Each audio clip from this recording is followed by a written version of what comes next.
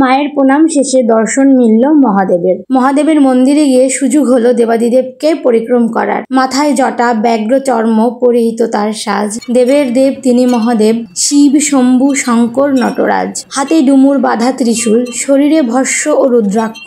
সর্বক্ষণ থাকে তার শিষ্য ভূত, প্রেত কিংবা যক্ষ। গলায় তার বাসুকী নাগ, সাথে থাকে নন্দী, ভৃঙ্গি। সমুদ্র মন্থনের বিষ খেয়ে হয়েছেন যিনি নীলকণ্ঠী।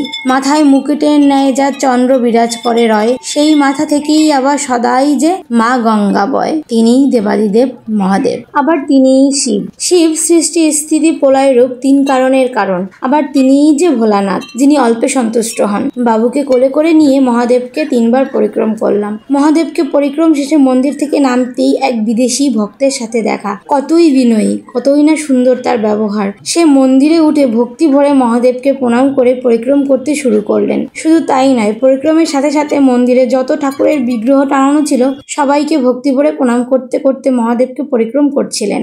দেখে সত্যি মনটা ভরে গেল। ভিডিও ক্লিপটা ফোনে ধারণ না করে আর থাকতে পারলাম না।